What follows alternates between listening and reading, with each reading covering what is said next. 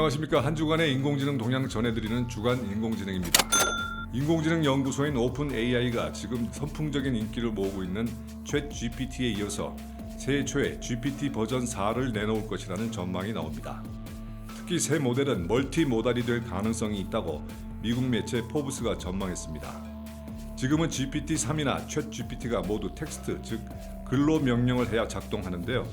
멀티모달은 텍스트 외에도 이미지, 비디오, 그리고 다른 데이터 형식, 예를 들면 생체 신호 등 여러 가지 모드로 입력을 해도 그 내용을 컴퓨터 프로그램이 다 인식하는 것을 말합니다. 글이나 사진, 영상 등 어떤 모드로 입력을 하든 컴퓨터가 알아듣고 글이나 사진, 동영상, 프로그래밍 코드 등을 만들어낸다는 건데요.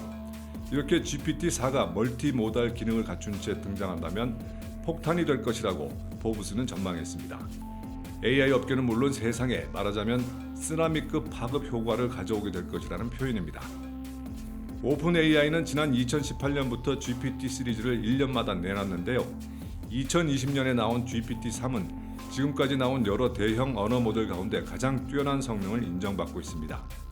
특히 자연어 처리에만 머물지 않고 광고 문구 생성에서 단백질 구조 파악까지 다양한 영역에서 활용되면서 수많은 혁신을 촉발했습니다.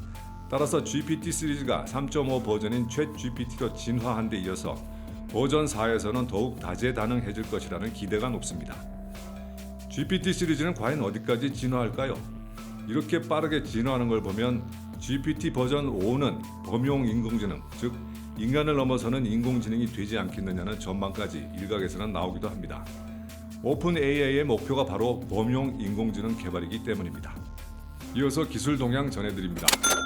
챗 GPT 때문에 구글에 비상이 걸렸습니다. 순다르 피차이 구글 CEO는 최근 내부 회의에서 챗 GPT가 검색 엔진 사업에 가할 위협을 해결하는 데 집중하라고 지시했습니다. 대화형 AI인 챗 GPT가 인터넷 검색은 하지 못하지만 지난해까지 쌓여있는 방대한 데이터를 학습한 결과 이용자가 질문하면 궁금증을 훌륭하게 해소해주는 답변을 내놓기 때문에 구글이 위협을 느끼고 있는 건데요. 앞으로 챗 GPT가 인터넷 검색까지 해서 답변을 내놓는다면 구글 검색은 사람들이 찾지 않게 되겠죠. 그러면 검색 광고로 먹고 사는 구글은 생존이 어려워질 수 있습니다. GPT-3과 이미지 생성 AI 달리를 개발한 오픈 AI가 내년부터 본격적인 수익 창출에 나서기로 했습니다. AI 도구를 부분적으로 유료화할 전망인데요.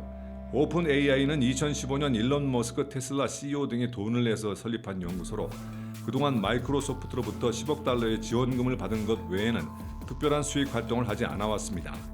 그런데 최근 GPT-3과 달리 등의 도구를 일정 기간 무료로 제공한 뒤에는 이용료를 받는 방식으로 부분 유료화하겠다는 계획을 밝혔습니다. 이렇게 하면 내년에 약 2,500억 원, 10년 후에는 약 1조 2천억 원의 수익을 올릴 수 있을 것으로 예상했습니다. 이미지 생성 AI 도구의 훈련 데이터와 관련해 불거진 저작권 갈등이 해소 방안을 찾았습니다. 화가가 동의하지 않으면 작품을 훈련에 쓰지 않기로 도구 개발 업체가 약속했습니다. 그동안 화가들은 달리나 미드저니, 스테이블 디퓨전과 같은 이미지 생성 AI 도구들이 훈련 과정에서 자신들의 작품을 가져다 쓴 것으로 알고 분노해 왔는데요.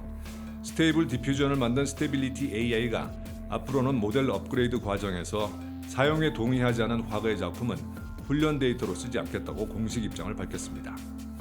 기술 대기업의 시장 독점을 우려해서 이들의 기업 인수 합병을 제한하려는 움직임이 각국에서 나타나고 있습니다.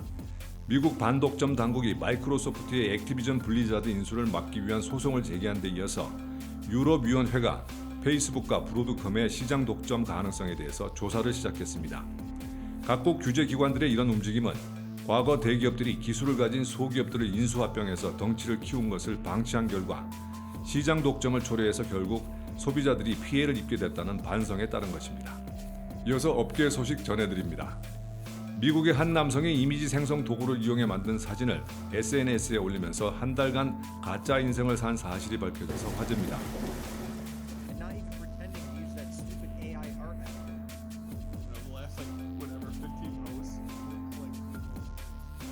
카일 보바흐라는 드라마 작가가 스테이블 디퓨전을 이용해 만든 가짜 사진으로 비싼 차를 타고 여행을 다니는가 하면 유명인을 만나는 등 호화로운 생활을 한 것처럼 꾸몄는데요. 가족이나 지인 중 아무도 몰랐다고 하네요. 구글이 흘려 쓴 손글씨를 읽을 수 있는 AI 모델을 공개했습니다. 구글 렌즈 기능의 일부로 장착돼서 의사의 메모와 같이 읽기 어려운 손글씨를 번역하는 모델입니다. 사용자가 처방 전 사진을 찍거나 메모 사진을 업로드하면 AI 모델이 사진 속의 손글씨를 번역하고 메모 속의 모든 약물을 강조 표시합니다. 출시 날짜는 아직 결정되지 않았습니다.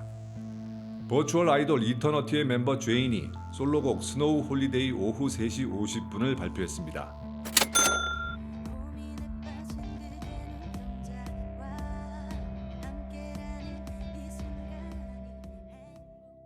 넷플릭스 드라마 20세기 소녀 촬영지에서 뮤직비디오도 제작했습니다.